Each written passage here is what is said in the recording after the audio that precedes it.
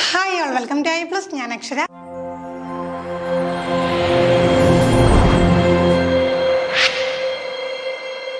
നമുക്ക് psychology questions എന്ന് പറയുന്നത് പൊതുവേ നമ്മുടെ ക്വാളിഫയിങ് എക്സാമിനേഷൻസിന് വളരെ പ്രാധാന്യമുള്ള മേഖലയാണ്. പലപ്പോഴും എന്താണ് സൈക്കോളജി ബുദ്ധിമുട്ടാണ്, പ്രത്യേകിച്ച് ആ ഒരു BEd അല്ലെങ്കിൽ TTC പഠനം കഴിഞ്ഞ് കുറച്ച് കഴിയുമ്പോഴത്തേക്ക് എന്താണ് അതെല്ലാം മറന്നു പോകുന്നൊരവസ്ഥ വരുമ്പോഴത്തേക്കും ഭയങ്കര ബുദ്ധിമുട്ടാണെന്ന് പറഞ്ഞ് പലപ്പോഴും എന്താണ് സ്കിപ്പ് ചെയ്യാറുണ്ട്. അങ്ങനെ ഒരിക്കലും നമുക്ക് സ്കിപ്പ് ചെയ്യാൻ പറ്റുന്ന ഒരു മേഖലയല്ല സൈക്കോളജി എന്ന് പറയുന്നത്.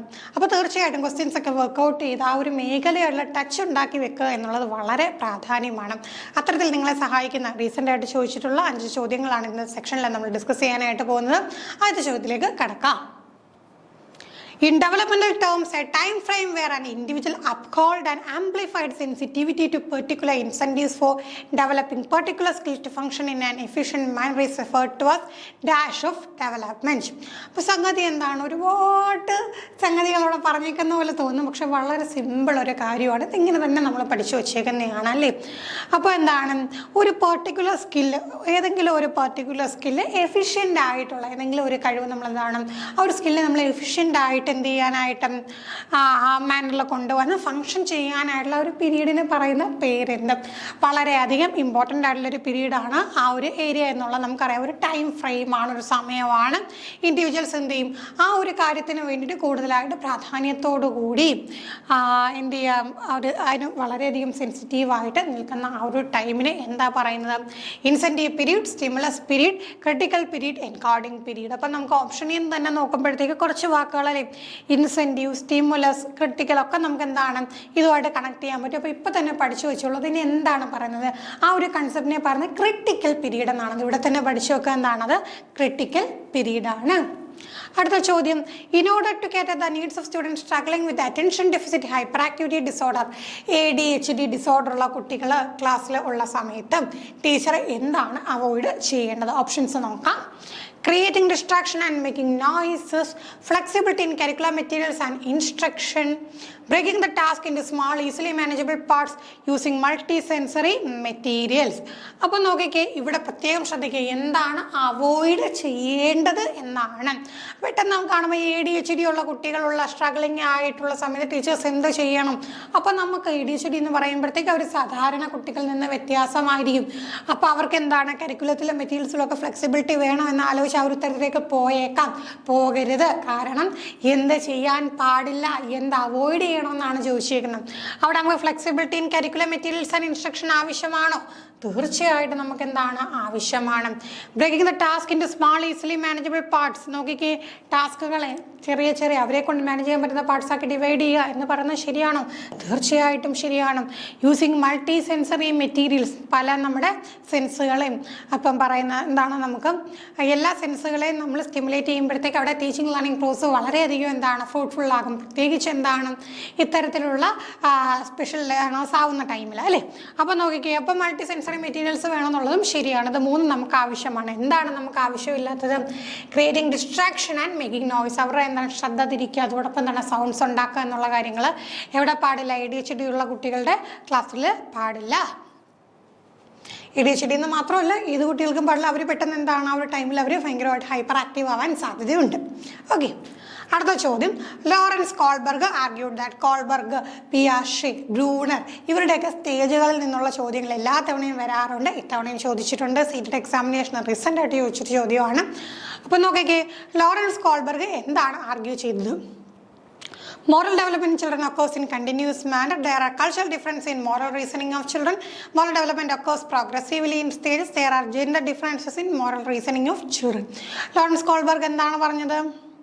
മോറൽ ഡെവലപ്മെൻറ്റ് കുട്ടികളുടെ എങ്ങനെ നടക്കുന്നു? കണ്ടിന്യൂസ് ആയിട്ടുള്ള മാനറിലാണ് നടക്കുന്നത്. ആ ഒരു സാൻമാർഗിക വികാസം കണ്ടിന്യൂ ചെയ്ത് നടക്കുന്നു എന്ന് പറഞ്ഞു.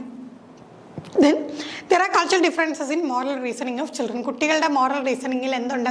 കൾച്ചറൽ ആയിട്ടുള്ള, സാമൂഹ്യപരമായിട്ടുള്ള, സാംസ്കാരികപരമായിട്ടുള്ള ഡിഫറൻസ് ഉണ്ട്. Moral development occurs progressively in stages. Moral development എപ്പോഴും എങ്ങനെയാണ്? സ്റ്റേജുകളായിട്ട് നടക്കുന്നത്. പക്ഷെ എന്താണ് പ്രോഗ്രസീവ് സ്റ്റേജ്? എന്താണ്? ഇപ്പോൾ ആദ്യത്തെ സ്റ്റേജിൽ നിന്ന് കുറച്ചും കൂടെ പ്രോഗ്രസീവ് ആയിട്ടായിരിക്കും അടുത്തത്, അവിടുന്ന് കുറച്ചുകൂടെ പ്രോഗ്രസീവ് ആയിട്ടായിരിക്കും അടുത്തത്, ആ രീതിയിൽ. Then there are gender difference in moral reasoning of children. കുട്ടികളുടെ മോറൽ റീസണിങ്ങിൽ ജെൻഡർ ഡിഫറൻസ് ഉണ്ട്. അപ്പം നമുക്ക് എന്താ അറിയാം?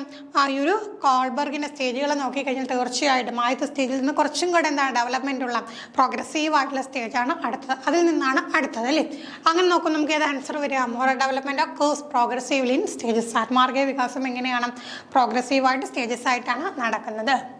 അടുത്ത, at which level of Kohlberg's moral development does an individual's ethical behavior mainly depend on the mindset that what do people think of me? കോൾബർഗിൻ്റെ moral ഡെവലപ്മെൻറ്റിൽ നിന്നുള്ള ചോദ്യം തന്നെയാണ് ഇൻഡിവിജ്വലിന് ഈ ഒരു ചിന്ത അല്ലേ. What do people think of me, എന്നെക്കുറിച്ച് മറ്റുള്ളവർ എന്ത് ചിന്തിക്കും എന്നുള്ള ആ ഒരു ചിന്ത. Post conventional, non conventional, pre conventional, conventional. നമുക്ക് ഓപ്ഷൻ 2 നമുക്ക് ഇവിടെ നിന്ന് എലിമിനേറ്റ് ചെയ്യാം, കാരണം അങ്ങനെ ഒരു സ്റ്റേജ് ഇല്ല. നമുക്ക് 3 സ്റ്റേജേ ഉള്ളൂ: കൺവെൻഷണൽ, പോസ്റ്റ് കൺവെൻഷണൽ, പിന്നെ എന്താണ് പ്രീ കൺവെൻഷണൽ. അപ്പോൾ എവിടെയാണ് what do people think of me, എന്നെക്കുറിച്ച് അവരെന്ത് ചിന്തിക്കും? അത് ഏത് സ്റ്റേജിലാണ് വരുന്നത്? നമുക്ക് കൃത്യമായിട്ട് ആ സ്റ്റേജുകൾ അറിയുന്നതാണ്. കൺവെൻഷണൽ സ്റ്റേജിലാണ് ഒരു വ്യക്തി ആ രീതിയിൽ ചിന്തിക്കുക. അടുത്ത ചോദ്യം, according to Jean Piaget, a children who is unable to understand the logic behind simple mathematical reversals such as 4 plus 5 is equal to 9, so 9 minus 5 is equal to 4, it is because of. അപ്പം നമ്മൾ ചില പണ്ടൊക്കെ ടിൻറ്റിമോൻ കോമഡിയിലും ഒക്കെ കേട്ടുള്ളതാണ്. ഇന്നലെ sir പറഞ്ഞു 8 1 9 ആണെന്ന്, ഇന്ന് പറയുന്നു 1 8 9 ആണെന്ന്. എന്താ ഇന്നലെ പറഞ്ഞത് എന്തിന്ന് മാറ്റി പറഞ്ഞത് എന്നൊക്കെയുള്ള കോമഡിയൊക്കെ നമ്മൾ കേട്ടിട്ടുണ്ട്. സംഗതി ഇവിടെ എന്താണ്? പിയാഷയുടെ ഒരു കൺസെപ്റ്റാണ്. ഇപ്പം ഇവിടെ പറഞ്ഞേക്കാം 4ഉം 5ഉം കൂട്ടുമ്പോൾ 9 ആണ്, 9ൽ നിന്ന് 5 കുറച്ചാൽ 4 ആണ് എന്ന് 2 കാര്യങ്ങൾ. ഇത് മനസ്സിലായി. പക്ഷേ ഇത് മനസ്സിലാക്കുമ്പോഴത്തേക്ക് എന്താണ് അവർക്ക് കൺഫ്യൂഷൻ ഉണ്ടാകുന്നു. അപ്പോൾ അത്തരത്തിലുള്ള കൺഫ്യൂഷൻ ഉണ്ടാകുന്നതിൻ്റെ കാര്യം അതെന്താണ്? പിയാഷയുടെ ഏത് സ്റ്റേജിൽ നിൽക്കുന്ന കുട്ടിയായിരിക്കും? അത് ആ ചെറിയ കുട്ടിയായിരിക്കും. നമുക്കറിയാമല്ലേ, ചെറിയ കുട്ടികൾക്ക് എന്താണ് ആ ഒരു എബിലിറ്റി ഇല്ല. എന്തിനുള്ള എബിലിറ്റിയാണ്? Animistic thinking, irreversibility, egocentrism, perceptual centration. അപ്പോൾ എന്താണ് അവിടെ തന്നെ ഉത്തരം എന്താ വന്നിട്ടുണ്ട് അല്ലേ? Reversals, mathematical reversal. മാത്തമാറ്റിക്സ് അല്ല, അല്ലാതെ തന്നെ എന്താണ് റിവേഴ്സൽസ് ഒക്കെ എന്താണ് അവർക്ക് ചെറിയ പ്രായത്തിൽ അതിനുള്ള ഒരു കഴിവുണ്ടായിരിക്കില്ല അല്ലേ. അപ്പം നോക്കിക്കുക, അതിനെ നമ്മൾ എന്താ പറയുന്നത്? ഇറിവേഴ്സിബിലിറ്റി എന്നാണ് പറയുന്നത്. ആനിമിസ്റ്റിക് തിങ്കിങ് എന്ന് പറയുമ്പോൾ എന്താണ്? ആനിമിസം എന്ന് പറയുമ്പോൾ എന്താണ്? ജീവനില്ലാത്തവയ്ക്കും ജീവനുള്ള പോലെ അല്ലേ. അപ്പോൾ എന്താണ് ഇതുപോലെ പാവക്കുട്ടി എടുത്ത് വെച്ചിട്ട് എനിക്ക് ചോറ് തന്ന പോലെ ആർക്കും വേണം, പാവക്കുട്ടിക്കും ചോറ് കൊടുക്കണം എന്ന് കുട്ടികൾ പറയാറില്ലേ. അപ്പോൾ അതൊക്കെ തീരെ ചെറിയ പ്രായത്തിലായിരിക്കുമല്ലോ. അതൊക്കെ ഏതൊക്കെ സ്റ്റേജ് ആണെന്ന് വ്യക്തമായിട്ട് നിങ്ങൾ പഠിച്ചിട്ടുണ്ട്. അപ്പോൾ അതിലേക്ക് ഡീറ്റെയിൽ ആയിട്ട് കിടക്കുന്നില്ല. then ഈഗോസെൻട്രിസം നമ്മൾ ഓൾറെഡി പറഞ്ഞിട്ടുള്ളതാണ്. എന്ത് കുട്ടിയുടെ പോയിന്റ് ഓഫ് വ്യൂവിൽ മാത്രമേ ലോകത്തെ നോക്കി കാണാനായിട്ട് സാധിക്കുകയുള്ളൂ. then പെർസെപ്ച്വൽ സെൻട്രേഷൻ, ഒരു കാര്യത്തിലോട്ട് ശ്രദ്ധ കേന്ദ്രീകരിച്ച് നിർത്തുക, ആ ഒരു സംഗതിയാണ് ഉദ്ദേശിക്കുന്നത്. അപ്പോൾ നമുക്ക് ഇവിടെ എന്താ മനസ്സിലാക്കാം? 4 plus 5 is equal to 9, 9 minus 5 is equal to 4 എന്ന് മനസ്സിലാക്കാൻ പറ്റാത്തത് എന്താണ്? ഇറിവേഴ്സിബിലിറ്റി ആണ്. പിന്നെ അതുപോലെ തന്നെ ചോദിക്കുന്ന ഒന്നാണ് കൺസർവേഷനിൽ അവിടെ ഉണ്ടാകുന്ന ബുദ്ധിമുട്ട്. അപ്പോൾ ചിലപ്പോൾ എന്താണ് ഒരു നീളമുള്ള ഒരു പാത്രം എടുക്കുക, ഒരു പരന്ന പാത്രം എടുക്കുക, അപ്പോൾ രണ്ടിലും ഒരേ എമൗണ്ട് ആണ്, ഒരേ വോളിയം ആണെന്ന് പറഞ്ഞു കഴിഞ്ഞാൽ കുട്ടിക്ക് അത് മനസ്സിലാകില്ല, ചെറിയ പ്രായത്തിൽ മനസ്സിലാവില്ല. അവർക്ക് എന്താണ് ആ ഒരു കൺസർവേഷൻ അവർക്ക് മനസ്സിലാവില്ല. അതുപോലെ തന്നെ എന്താണ് ആ ഒരു റിവേഴ്സിബിലിറ്റി അവർക്ക് മനസ്സിലാകില്ല. അതൊക്കെ എന്താണ് അടുത്തടുത്ത ഘട്ടങ്ങളിലോട്ട് പോകുമ്പോഴാണ് കുട്ടിയിൽ ഡെവലപ്പായിട്ട് വരുന്നത്. അപ്പോൾ ഇത്രയും കാര്യങ്ങളാണ് ഇന്നത്തെ സെക്ഷനിൽ ഡിസ്കസ് ചെയ്യാനായിട്ടുള്ളത്. അപ്പം ചോദ്യങ്ങളുടെ ഒരു പാറ്റേൺ ഒക്കെ മനസ്സിലായല്ലോ. കാര്യങ്ങൾ വ്യക്തമായിട്ട് പഠിക്കണം. ഡയറക്റ്റ് ചോദ്യങ്ങൾ ചോദിക്കുമെന്ന് വെച്ചാൽ ചോദിക്കും, പക്ഷേ അത് വിരലിലെണ്ണാവുന്ന വളരെ കുറച്ച് ചോദ്യങ്ങളെ കാണത്തോളും. കൃത്യമായിട്ട് പഠിച്ചാൽ മാത്രമേ ബാക്കി ചോദ്യങ്ങളുടെയൊക്കെ ഉത്തരം കണ്ടെത്താനും മത്സര പരീക്ഷകളിൽ നല്ലൊരു സ്കോർ നേടാനും നിങ്ങൾക്ക് സാധിക്കുകയുള്ളൂ. അപ്പം നല്ല രീതിയിൽ പ്രിപ്പയർ ചെയ്യുക. മറ്റൊരു സെക്ഷനുമായി നമുക്ക് വീണ്ടും കാണാം. താങ്ക്